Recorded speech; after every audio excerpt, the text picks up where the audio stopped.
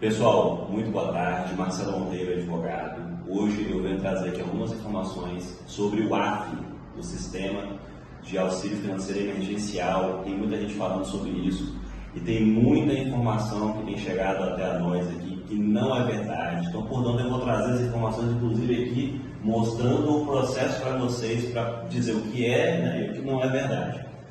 Essa decisão, inclusive, ela não é nem tão assim nova, ela saiu no dia 7 de agosto, tá? Também ela foi prolatada pelo Dr. Vinícius Kogut, e eu vou ler umas partes que eu considerei importantes aqui para que vocês possam entender, e também vou mostrar aqui na tela para vocês. O primeiro ponto que eu acho interessante na fala do juiz é essa parte aqui, ó. Não há razão para se negar a eficácia executiva de um acordo negociado pelas partes, inclusive com a concordância expressa das sociedades empresárias, a se sujeitarem ao pagamento de multa, ainda que de forma subsidiária. Qual que é a questão? Que o juiz ele já falou o seguinte, que no TETAC que foi feito anteriormente entre as sociedades empresárias, a Renova, os atingidos, etc., aquilo ali já era para ter sido cumprido. Então, ao longo da decisão aqui, que é um pouco grande, mas eu vou ler as partes principais, ele fala em vários momentos que o AF, né, já deveria ter sido implementado, tá? Tem uma parte aqui também que ele fala, eu estou pegando as partes principais porque a decisão ela é muito grande, aqui ó. A fundamentação dada pela Fundação Renova em seus pareceres não corresponde à melhor interpretação do TETAC. E aí ele até vem aqui, ó. Ao analisar os pareceres, torna-se evidente que a Fundação Renova transferiu ao atingido toda a responsabilidade pela produção de documentação para seu cadastro. O sistema de reparação idealizado pelo TETAC, alterado pelo TAC-GOV, prevê uma atuação de várias partes de forma harmônica. Na prática, isso não aconteceu. Todavia, não cabe ao Judiciário substituir os termos do acordo, apenas em razão de sua ineficácia prática ou pelo seu descumprimento reiterado. Esta solução viola a boa-fé objetiva, a segurança jurídica e premia justamente quem descumpriu seus termos, quem está falando aqui da Renova. O acordo, apesar de suas falhas e dificuldades, deve ser cumprido. O fórum adequado para sua alteração é a mesa de repactuação. E aqui vai mais um ponto importante. Mais uma vez, né, desde agosto, o juiz ele confirma que de fato existe essa mesa de repactuação que pouco a gente sabe sobre o que está exatamente acontecendo. E depois ele vem em seguida aqui, que também é importante ler, a constatação dessas falhas é visível a partir de uma interpretação da Fundação Renova que atribuiu ao atingido a responsabilidade do seu cadastro de forma desproporcional e em desacordo com o TETAC, conforme exposto adiante.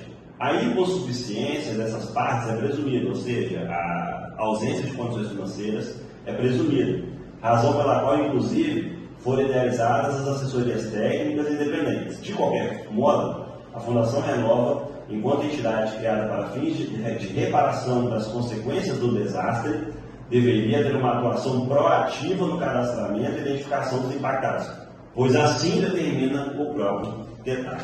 E, para a gente finalizar essa conversa aqui, que eu vou falar de uma forma geral no final, as minhas impressões dessa decisão, e tem essa parte aqui também que é muito importante.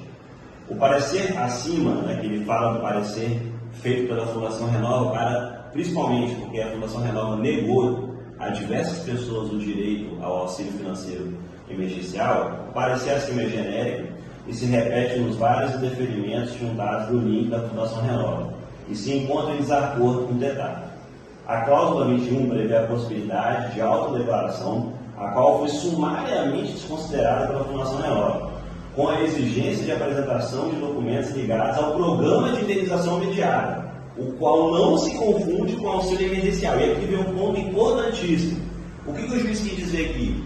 Que a Fundação Renova estava exigindo documentos, por exemplo, os documentos que foram acostados ao Novel, por exemplo, para se obter as indenizações, também para o auxílio financeiro emergencial. E ele fala que não é isso, que não é bem assim, que não se pode utilizar a mesma documentação exigida no PIN, na verdade também não ocorreu, né, porque o programa de indenização imediata ele não aconteceu aonde ele deveria acontecer através do Novel, e ele fala com letras claras aqui que não é a mesma coisa, que não se confunde com o auxílio emergencial.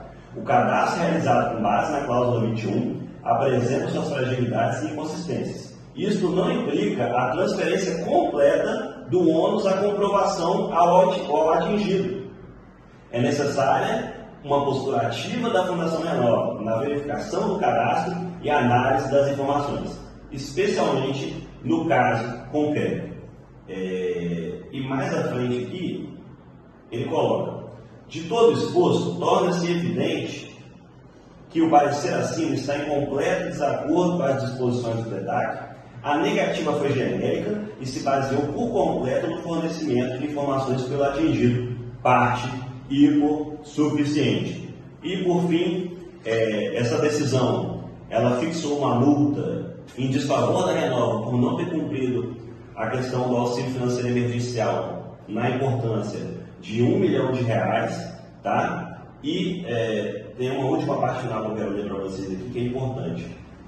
O entendimento adotado pela Fundação Renova claramente viola as cláusulas do TEDAC, já que houve omissão no cumprimento dos deveres inerentes ao cadastro e adoção de interpretação formalista, que viola direitos fundamentais dos atingidos. O auxílio financeiro emergencial se liga à subsistência dos impactados e os casos devem ser analisados com a devida diligência e de forma fundamentada. Os pareceres apresentados, apesar de constituírem uma análise formalmente individualizada, não traduzem materialmente as disposições do TEDAC e se mostram muito aquém dos deveres impostos à Fundação Renova.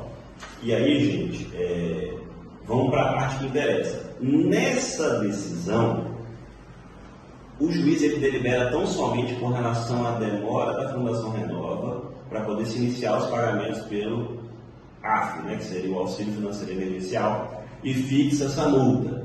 Eu vou mostrar aqui para vocês, pode jogar aqui, a câmera na tela, Carol. Eu vou passar aqui, ó. Essa decisão ela foi proferida em 7 de agosto, tá? E desde então, inclusive, houve aqui um embargo de declaração, ó, embargo de declaração no dia 4 de setembro, por parte da Renova, tá? Vai abrir aqui agora, aqui, ó, embargo de declaração, um pedido de efeito suspensivo.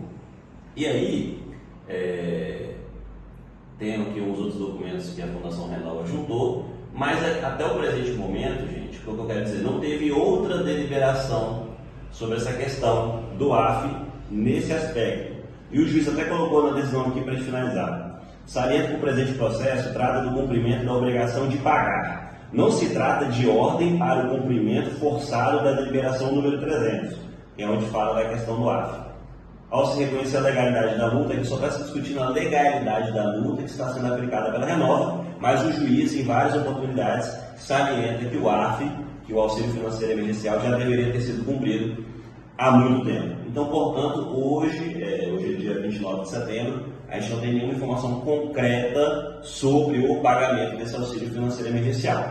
Mas uma impressão que eu tenho como advogado é que o juiz aqui, por tudo que ele falou, ele quer que socorra de qualquer forma. Então a gente vai aguardar, eu tenho feito um acompanhamento aqui individualizado dos processos, tanto essa questão do auxílio financeiro emergencial, quanto outro processo que determinou a extinção do Novel e etc. E a gente vai tentar trazer o máximo de informações para, sobretudo, evitar fake news, para que as pessoas atingidas não sejam enganadas com informações que não são verdadeiras. Muito obrigado e um excelente final de semana.